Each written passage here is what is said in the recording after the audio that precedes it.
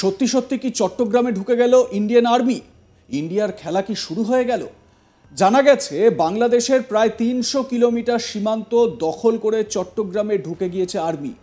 তাহলে কি বাংলাদেশে ঢুকে গোটা দেশেরই দখল নেওয়া হবে? যাই হোক, মুখে না বললেও কিন্তু এই ঘটনায় বেশ চাপে পড়ে গেছে বাংলাদেশের অন্তর্বর্তী মোহাম্মদ ইউনূসের সরকার। এ নিয়ে বাংলাদেশ সেনার তরফে অবশ্য প্রকাশ্যে কোনো বিবৃতি সামনে আসেনি।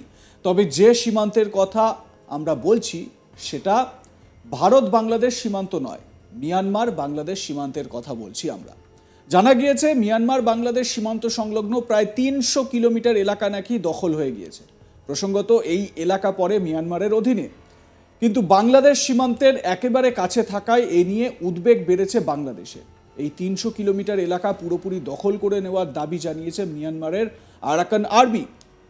আরাকান আর্মি দাবি করেছে মংডু শহর দখলের মধ্যে দিয়ে দীর্ঘ সীমান্ত এলাকার পুরোপুরি নিয়ন্ত্রণে নেওয়া হয়েছে। যদিও এই Arakan army border guard police ব্যাটালিয়নের সঙ্গে লড়াই চালিয়ে যাচ্ছিল। শেষ পর্যন্ত রবিবার ৮ই ডিসেম্বর আরাকান আর্মি জুন্টা বাহিনীর দখলে থাকা এই সীমান্ত এলাকা দখল করে নিয়েছে বলে খবর। এদিকে এই খবর সামনে আসার পরই রীতিমতো সতর্ক রয়েছে বাংলাদেশের সীমান্তরক্ষী বাহিনী। তবে এই সীমান্ত এলাকা দখল করতে রীতিমতো কাঠখড় পোড়াতে হয়েছে আরাকান আর্মিকে। জানা গেছে রোহিঙ্গা মিলিমিয়া বাহিনী, Arakan Rohingya army, Arakan Rohingya salvation army এবং রোহিঙ্গা সলিডারিটি অর্গানাইজেশন ও শাসক গোষ্ঠীর সঙ্গে লড়াই। আরাকান বাহিনীর প্রবল বাধার মুখে পড়ে শেষ পর্যন্ত জুন্টা বাহিনী পিছু হটতে বাধ্য হয়। জানা গিয়েছে মংডুর এই যুদ্ধের পরে প্রায় ৮০ জন রোহিঙ্গা বিদ্রোহী সহ সরকারি সৈন্যদের পাশাপাশি সামরিক অপারেশন কমান্ডো ১৫-র কমান্ডার ব্রিগেডিয়ার জেনারেল থুরেইন তুনকে গ্রেপ্তার করেছে আরাকান আর্মি। এদিকে বাংলাদেশ সীমান্ত সংলগ্ন এলাকা দখল হয়ে যাওয়ায় নতুন করে বাংলাদেশে রোহিঙ্গা অনুপ্রবেশের সম্ভাবনাও উড়িয়ে দিচ্ছে না ইউনূস প্রশাসন। একবার ভিডিওটি দেখুন আরাকান আর্মির সেখানে কি তাণ্ডব।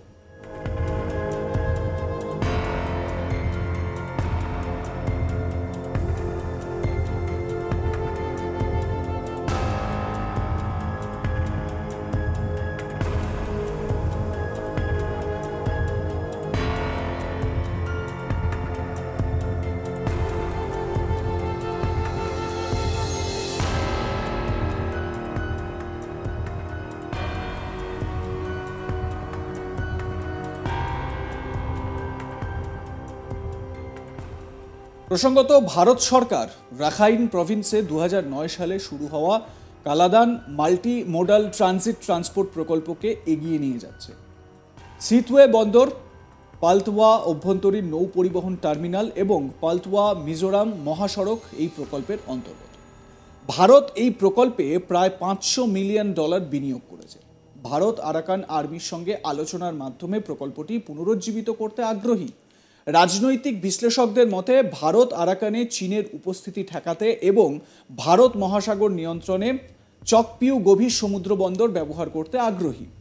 নভেম্বরের শুরুতে ভারতের পররাষ্ট্র মন্ত্রণালয় আলাদাভাবে জাতীয় ঐক্য সরকার, আরাকান আর্মি, চীন ন্যাশনাল ফ্রন্ট এবং চীন ব্রাদারহুডের সঙ্গে সীমান্ত বাণিজ্য, বিনিয়োগ ও নিরাপত্তা সহ বিভিন্ন গুরুত্বপূর্ণ বিষয় নিয়ে আলোচনা করে। আরাকান আর্মির সঙ্গে ভারতের সম্পর্কের টানাপোড়েন থাকলেও তাদের এই আলোচনা ফলপ্রসূ হয়েছে বলে জানা যায়। Indian council of world affairs এই উদ্যোগ নিয়েছে। ভারত প্রথমবারের মতো মিয়ানমারের বিদ্রোহী গোষ্ঠীগুলির সঙ্গে শান্তি স্থাপনের বিষয়ে আলোচনা করল, যা চীন সবসময় তার স্বার্থ সংরক্ষণের জন্য করে আসছিল। রাখাইন প্রভিন্সে চীনের স্বার্থ নিশ্চিত করতে এই অঞ্চলে শান্তি স্থাপন জরুরি এবং এই রাজ্যের আর্থসামাজিক উন্নয়ন দরকার। রাখাইন মিয়ানমারের অনুন্নত প্রদেশগুলোর মধ্যে একটি। এখানে উন্নয়নের দরকার এবং প্রচুর সুযোগ আছে, অথচ বছরের পর বছর ধরে এখানে সংঘাত ও জাতিগত বিদ্বেষের বিষ ছড়ানো হয়েছে। রোহিঙ্গারা এই অঞ্চল থেকে বিতাড়িত এবং এখনো পর্যন্ত তাদের প্রত্যাবাসনের পরিবেশ সৃষ্টি হয়নি। চীনের উদ্যোগে নেওয়া পাইলট প্রকল্প সফলতার মুখ দেখছে না। রাখাইনের জনগণের মধ্যে শিক্ষা বিস্তার ও অর্থনৈতিক উন্নয়ন হলে রোহিঙ্গা ও রাখাইনদের মধ্যকার পারস্পরিক সম্প্রীতি বাড়বে ও বিদ্বেষ কমবে।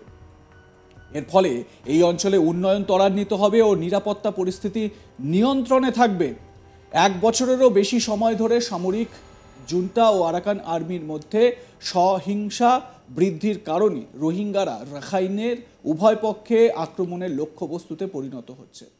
রাখাইনের চলমান সংঘাতময় পরিস্থিতিতে বাংলাদেশে নতুন করে রোহিঙ্গা অনুপ্রবেশ করছে এবং বাংলাদেশে অবস্থানকারী রোহিঙ্গাদের চলমান ত্রাণ সহায়তা ও নিরাপত্তা পরিস্থিতির ওপর চাপ বাড়ছে। বাংলাদেশের সঙ্গে আরাকান আর্মির কোনো সমস্যা নেই। এই পরিস্থিতিতে বাংলাদেশ রাখাইন পরিস্থিতি ও রোহিঙ্গা সংকট নিয়ে আরাকান আর্মির সঙ্গে আনুষ্ঠানিক আলোচনা করতে পারে। আরাকান আর্মি বর্তমান পরিস্থিতিতে বাংলাদেশ থেকে দ্রুত সময়ে তাদের প্রয়োজনীয় নিত্যপণ্য সহায়তাও পেতে পারে। রাখাইনের উন্নয়নের চাকা ত্বরান্বিত করতে হলে রোহিঙ্গা রাখাইন সংঘাত বন্ধ করে সম্প্রীতি এবং অর্থনৈতিক কার্যক্রম বাড়াতে হবে। দীর্ঘ 7 বছরেও রাখাইন রোহিঙ্গা সম্পর্কে উল্লেখ করার মতো অগ্রগতি হয়নি। রাখাইনের ভবিষ্যৎ উন্নতির জন্য আরাকান আর্মির উচিত রোহিঙ্গাদের অধিকার পুনরুদ্ধার ও সুরক্ষা নিশ্চিত করা, এমনটাই মনে করছেন সামরিক বিশেষজ্ঞরা। কিন্তু এই যে আরাকান আর্মির সঙ্গে যে রোহিঙ্গাদের সেখানে বিবাদ, সেখানে যদি শান্তি স্থাপনের উদ্যোগ ভারত নিতে পারে, তাহলে বর্তমান যে পরিস্থিতি, যেখানে বাংলাদেশে সংখ্যালঘুদের নির্যাতন, সেই নিয়েও কিন্তু ভারত বেশ কয়েক কদম এগিয়ে যাবে এবং বাংলাদেশের ওপর একটা চাপ সৃষ্টি করতে পারবে। উল্লেখ্য, যেরকম একটু আগেই আমি বললাম যে এই মিয়ানমারের রাখাইন প্রভিন্সে যদি রোহিঙ্গাদের যদি চাপ বাড়ে, তাহলে সেই রোহিঙ্গারা তাদেরকে যদি আরাকান আর্মি উৎখাত করতে চায় মিয়ানমারের ভূখণ্ড থেকে, তাহলে এই রোহিঙ্গারা আসবে বাংলাদেশে এবং এই অনুপ্রবেশের জেরে বর্তমানে বাংলাদেশে যে সমস্ত রোহিঙ্গা শিবিরগুলো রয়েছে, সেই রোহিঙ্গা শিবিরগুলোতে চাপ বাড়বে। বাংলাদেশের অর্থনৈতিক যে পরিকাঠামো, সেই পরিকাঠামোর ওপর চাপ বাড়বে। এই পরিস্থিতিতে রাখাইন প্রভিন্সে যদি শান্তির বার্তা ভারত দিতে পারে এবং তাতে যদি অগ্রণী ভূমিকা ভারত নিতে পারে, তাহলে এক্ষেত্রে ভারত কূটনৈতিক দিক থেকে কয়েক কদম এগিয়ে যাবে। কারণ এক চালে দুটো দেশকে কিন্তু মাত দেওয়া হয়ে যাবে, এক বাংলাদেশ, অন্যদিকে চীন। কিছুক্ষণ আগেই আপনাদের ব্যাখ্যা করলাম যে চীন এই রাখাইন প্রভিন্সে সেভাবে দাঁত ফোটাতে পারেনি। চীনের যে সমস্ত পাইলট প্রজেক্টগুলো এখানে করার কথা ছিল বা যে প্ল্যানিংগুলো ছিল, সেগুলো সেভাবে সাকসেসফুল হয়নি বা সেগুলো প্রসিড করতে পারেনি। সুতরাং এই মুহূর্তে ভারত যদি এই কূটনৈতিক পরিসরটাকে কাজে লাগাতে পারে, তাহলে এক ঢিলে 2 পাখি মারা হবে। প্রথমত, অ্যাকচুয়ালি 3টে পাখি মারা হবে। প্রথমত, মিয়ানমারের এই রাখাইন প্রভিন্সে রোহিঙ্গাদের স্বার্থ বজায় থাকবে এবং আরাকান আর্মি তাদের মধ্যে বিদ্বেষ মিটবে, বাংলাদেশ এবং পাকিস্তান চাপে থাকবে।